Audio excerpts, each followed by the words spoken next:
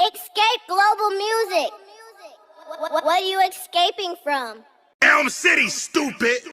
What up, what up, what up? It's your guy, D to the A to the R to the N. Bars!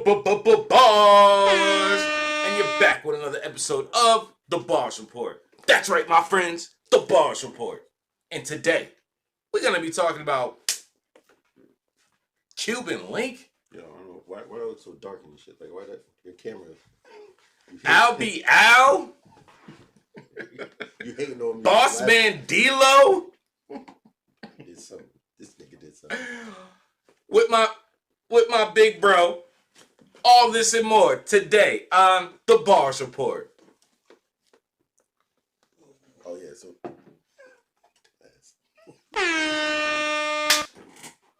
Where do you want to start, man? Yo, there's so much popping on the timeline right now. Do you want to start with the current event? Do you want to start with the fact that I just released our last video about Cuban Link versus Fat Joe? And once again, unbelievably, I'm talking about, yo, this is The Bars Report, man. We a small channel, man. We a small channel. We growing. You know what I'm saying? We getting it. We getting some motion. But all of a sudden, 4 views in, Cuban Link comments again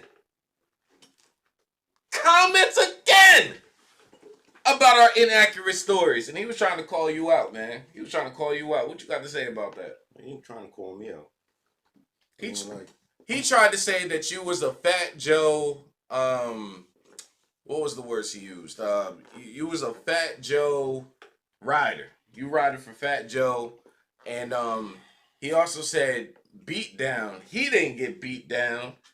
We got that backwards. Fat Joe's the one that got beat down. What you got to say about that? Yo, Cuban Link, first of all, like, that's like late 90s. And I don't really even like talking about Cuban Link. Because what happened with him was just dirty.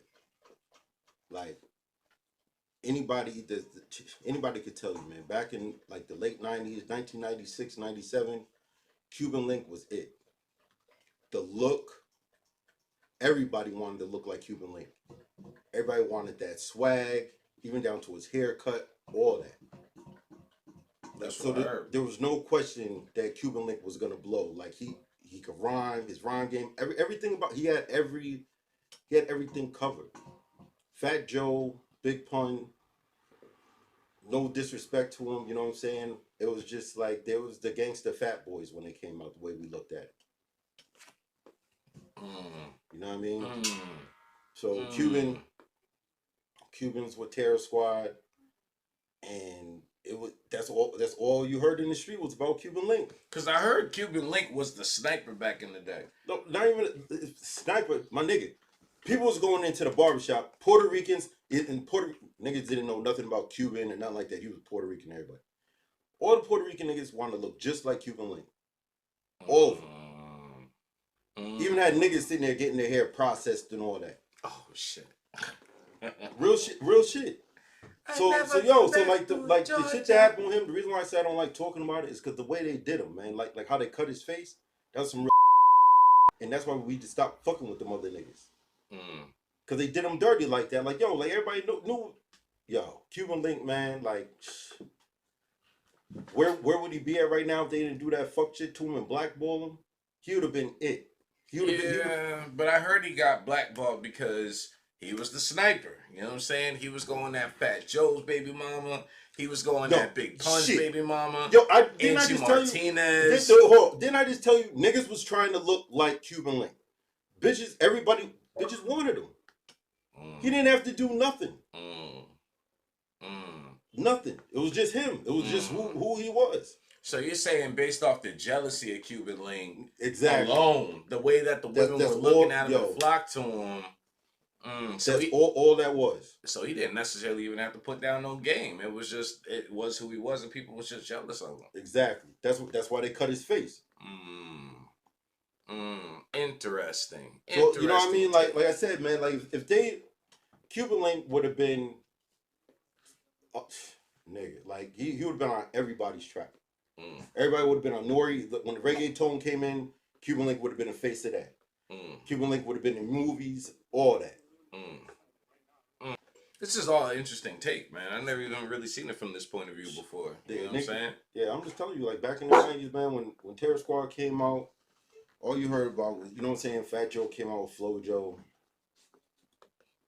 The next you The know, Flojo era, yeah. Next you know, you hear about Cuban Link, and that's all Cuban Link. Even on top of the big pun wave. So this is like a joint to that. Like a 50 Cent and the Lloyd Banks type of combination is what you're saying. Something similar to that, but like I said, bro, that nigga Cuban had a following in the streets. Like I said, the way dudes was dressing. Everybody in the Latino community, they know exactly what I'm talking about, man. Getting that lined up and exactly how Cuban Link looked.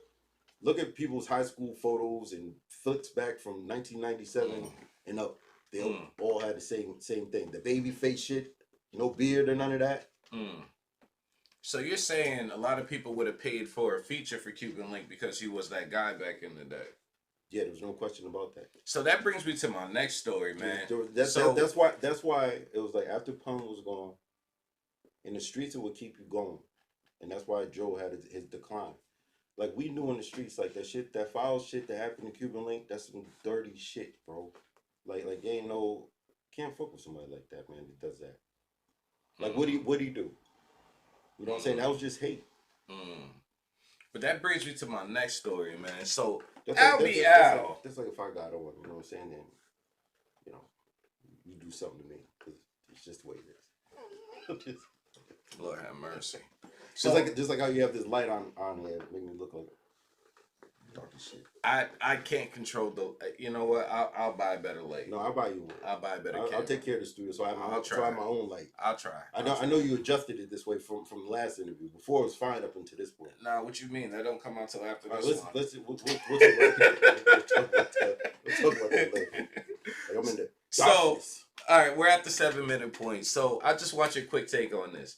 So Albee, right? Artist out of Jersey, real gangster, real rapper, you know what I'm saying? Bossman DLo, you know what I'm saying? Yeah, he's on the rise. We done drug dealing, yep. Sipping lean, yep. We done heard it all, you know what I'm saying, from this man, right? So as he's on the incline, Albee he got his label convinced that he could do a feature with Bossman DLo. You know what I'm saying? Despite the bullshit that we heard about Bossman DLo's DMs, we're not even talking about that here today on the Bars Report. But in case you didn't know, Bossman DLo got caught hitting up some trainers. Yeah, that happened. He denied everything, but I seen the pictures. I seen the DMs. That's all I'm gonna say. But I'm talking about some wild shit. Despite all that, Can't wait. Albee wanted to do a feature with him, right? So he was willing to give him 40 racks. The label was willing to push the button on 40 racks to do a feature, right? Albee on some, oh, yo, I'm going to send you the feature. You know what I'm saying? I'm going to send it to you.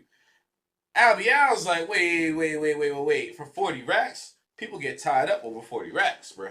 You know what I'm saying? For 40 racks, you got to pull up to the studio and we're going to make some fire. We're going to make a hit. And you about to send me something and I'm going to be like, yo, I don't like it. I want you to change blah, say blah. And you ain't even around because you got your money.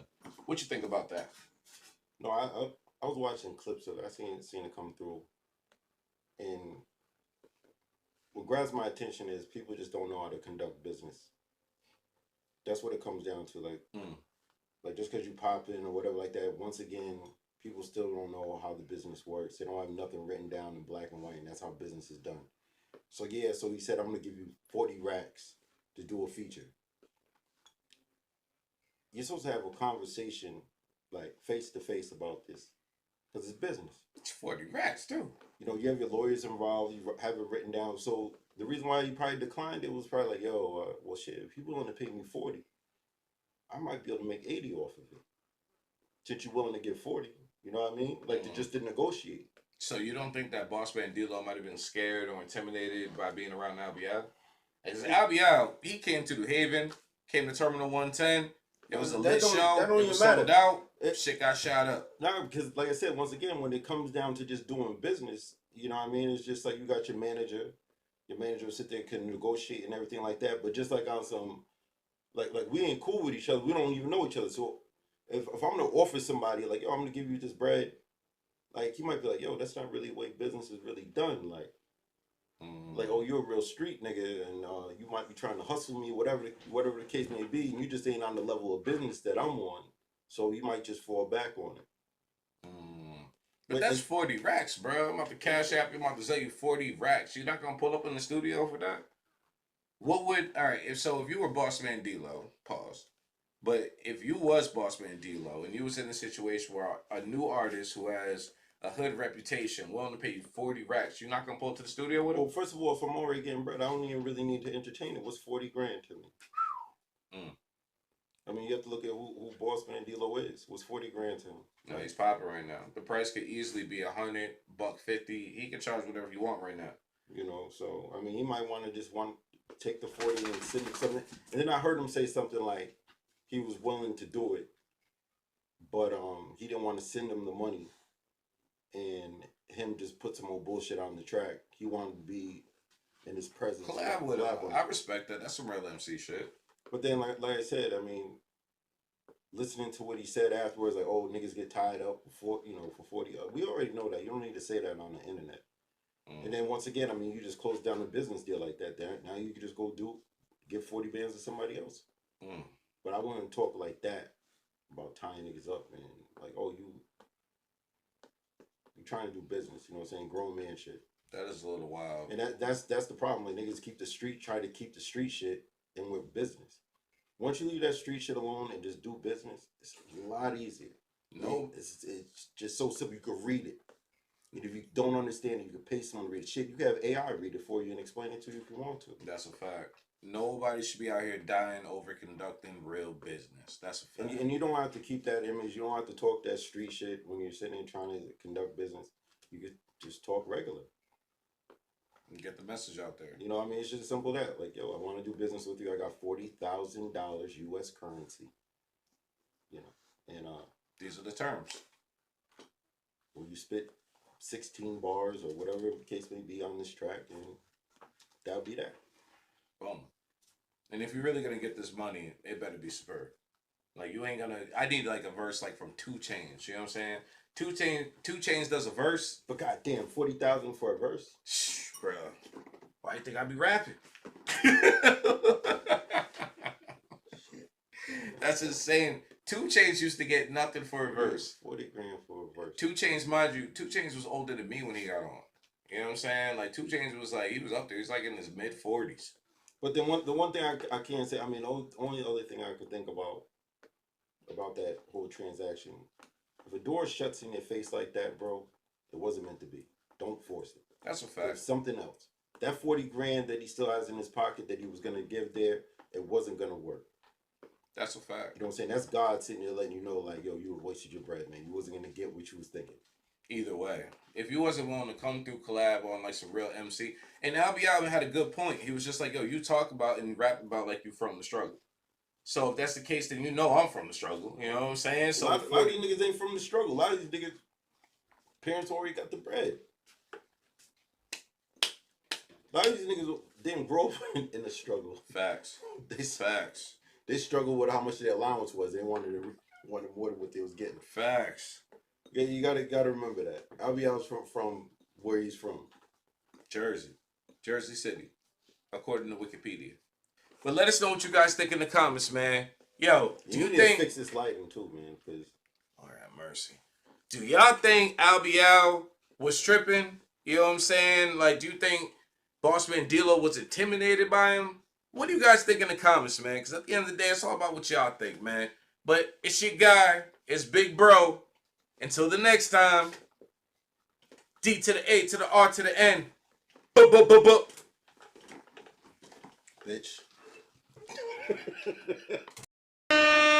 Escape global music. What are you escaping from? Elm City, stupid.